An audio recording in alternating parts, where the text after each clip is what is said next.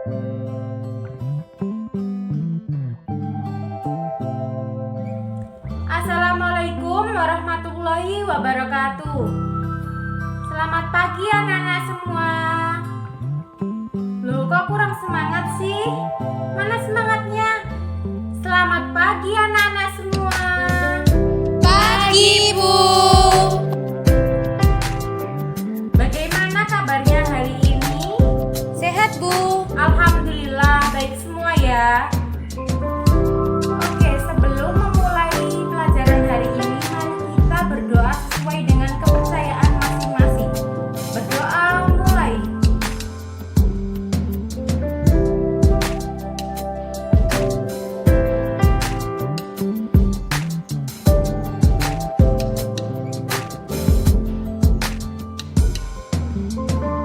Oke, saya akan mengabsen terlebih dahulu.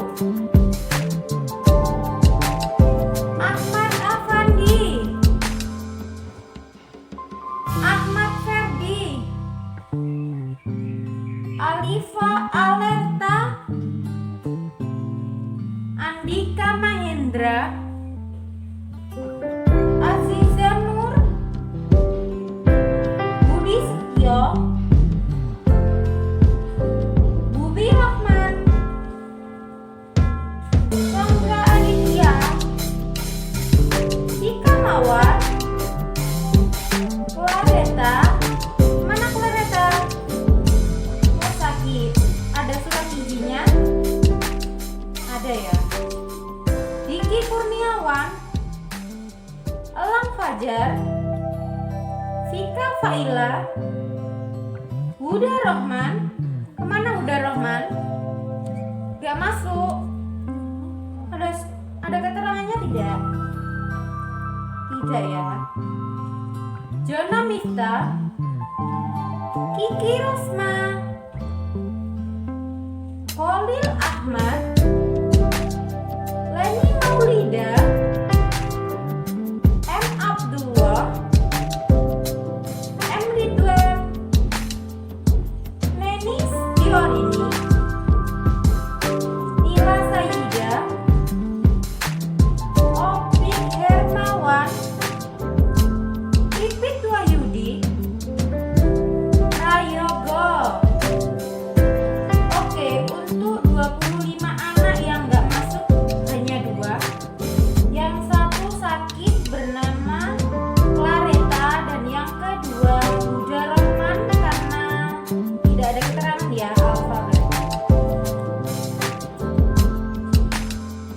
Oh iya, sebelumnya saya akan menyampaikan terlebih dahulu untuk yang mencoba menjawab dari pertanyaan saya ataupun yang memberikan feedback atau pertanyaan kepada saya akan mendapatkan nilai plus.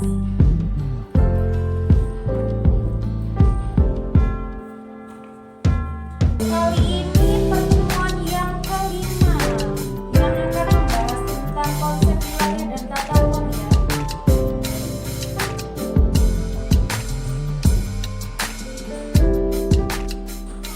Oke, saya akan memberikan slide PPT. Oke, untuk materi kali ini kita masuk dalam materi konsep wilayah dan tata ruang. Permukaan bumi merupakan tempat tinggal dan tempat melakukan aktivitas manusia. Permukaan bumi mempunyai karakteristik yang sangat beragam. Keberagaman tersebut dapat diketahui dari perbedaan kondisi fisik dan kondisi sosial setiap wilayah. Sementara itu, wilayah yang memiliki karakteristik serupa dapat dikelola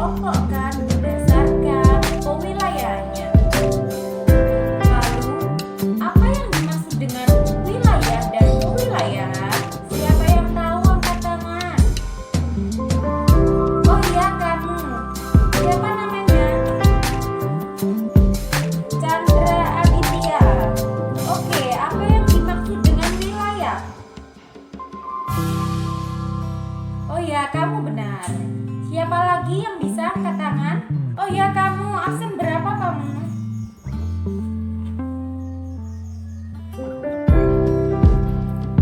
Oh, absen 4 ya. Andika Mahendra namanya. Oh iya. Ayo coba, apa yang dimaksud dengan wilayah itu?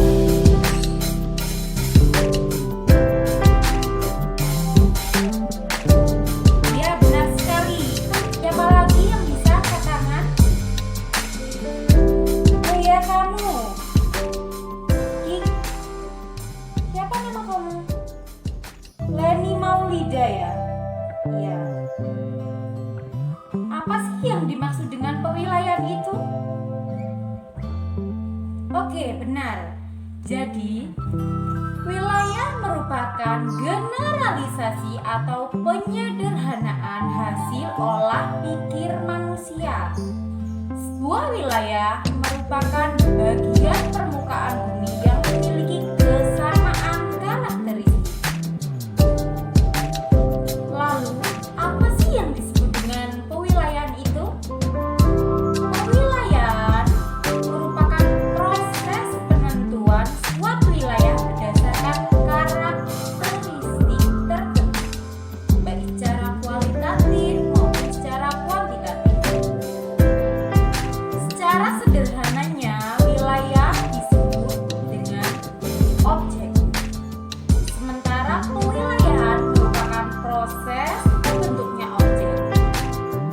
Tujuan pewilayahan secara umum untuk memudahkan pemecahan masalah kewilayahan. Perwilayahan atau regionalisasi diartikan sebagai upaya mengelompokkan bagian-bagian permukaan bumi untuk tujuan tertentu. Misalnya, pembagian wilayah menurut iklim, menurut ketinggian tempat, topografi suatu wilayah, dan sebagainya. Tujuan pewilayahan sebagai berikut. Yang pertama, untuk meratakan pembangunan di semua wilayah sehingga dapat mengurangi kesenjangan antara satu dengan yang lainnya. Yang kedua, memudahkan koordinasi sebagai program pembangunan pada tiap daerah. Yang ketiga, mensosialisasikan program pembangunan kepada aparatur pemerintah, masyarakat, dan juga para pengusaha. Wilayah dan pewilayahan dibagi menjadi dua.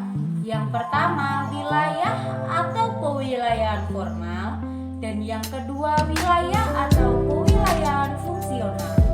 Oke, seperti di slide yang pertama yaitu wilayah dan pewilayahan formal. Wilayah formal sendiri dapat diidentifikasikan oleh kenampakan fisik seperti bentuk lahan, iklim, tanah, vegetasi alami. Batas-batas wilayah formal diperoleh melalui berbagai metode. Contohnya, mengikuti batas alam. Batas alami berupa kenampakan fisik, berupa pegunungan, sungai, danau, tepi lautan. Batas suatu wilayah formal juga dapat ditentukan berdasarkan garis lintang dan garis bujur. Selain kenampakan fisik, wilayah formal dibatasi oleh kesamaan karakteristik sosial maupun budaya. Kriteria wilayah formal tersebut yaitu bahasa, suku bangsa atau etnik, identitas politik, wilayah suku Banjar, wilayah industri tekstil, dan lain sebagainya. Penentuan batas wilayah formal disebut juga sebagai pewilayahan formal. Kriteria yang digunakan untuk pewilayahan formal meliputi kriteria fisik dan kriteria sosial.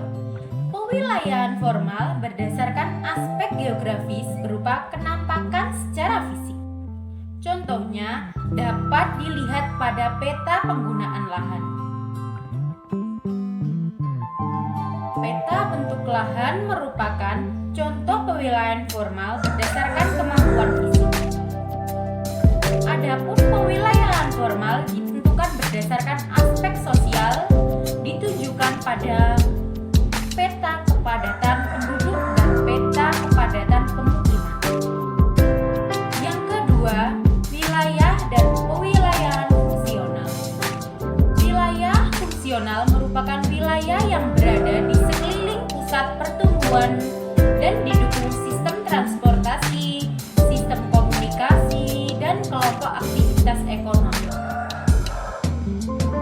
Sebagian besar wilayah fungsional terjadi karena aktivitas manusia, aktivitas perdagangan yang ditopang jalur transportasi merupakan salah satu faktor yang terbentuk oleh wilayah fungsional.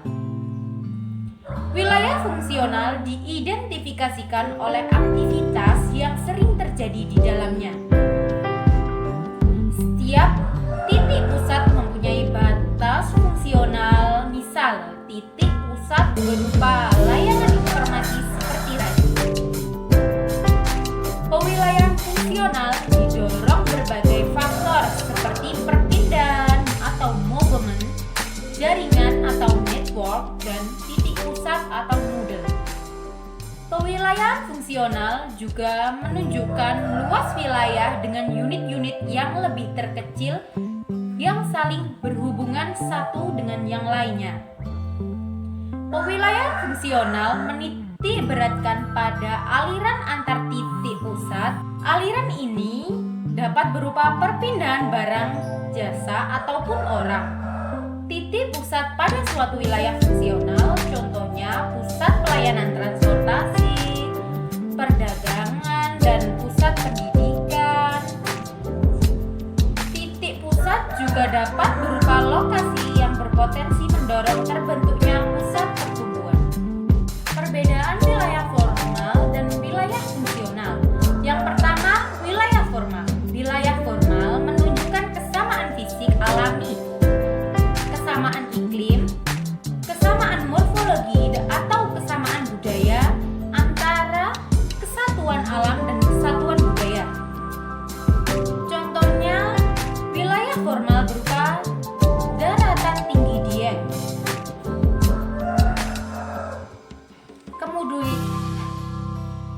Kemudian wilayah fungsional menunjukkan hubungan interaksi di antara wilayah-wilayah yang berbeda dalam memenuhi kebutuhan masyarakat. Contohnya, dataran rendah penghasil padi dan dataran tinggi penghasil sayuran dan buah-buahan. Kemudian, perbedaan pewilayahan formal dan juga pewilayahan fungsional.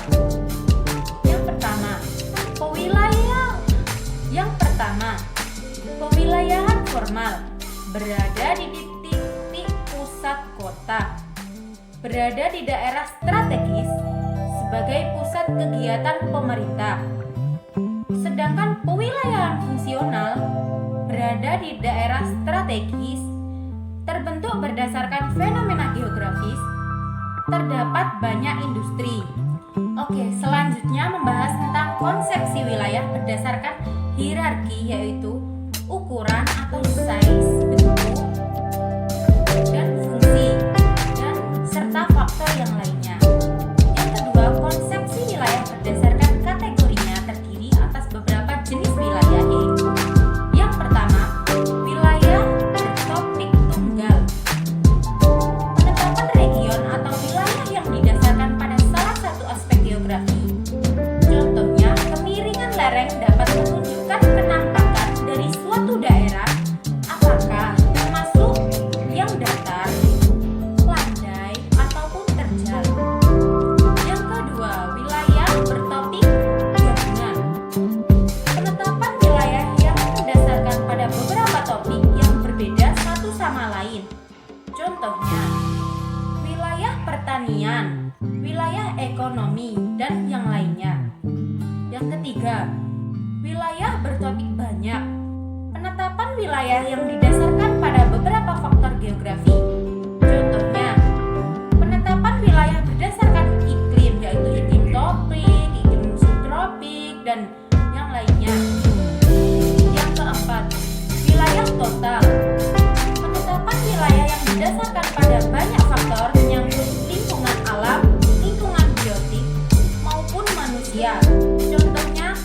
ekosistem mangrove yang dikaitkan berdasarkan keseluruhan karena melibatkan faktor alam, biotik, dan manusia di sekitarnya.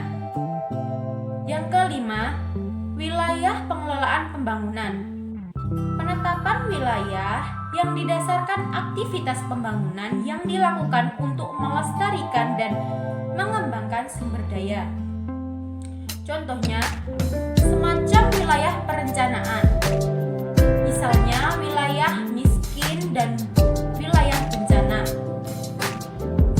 Oke, untuk itu apakah ada yang ditanyakan sebelum saya lanjutkan?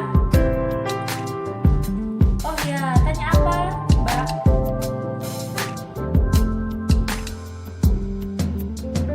Oh, tanya yang wilayah bertopik tunggal dan wilayah bertopik gabungan.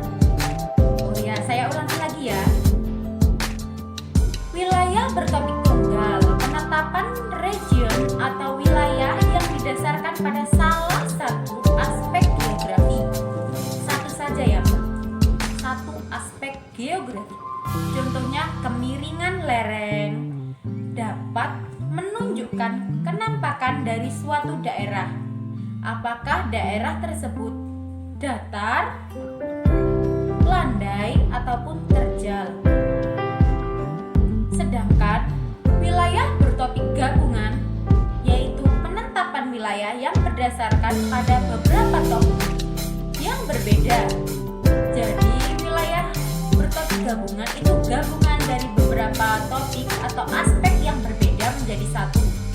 Contohnya wilayah pertanian dan wilayah ekonomi.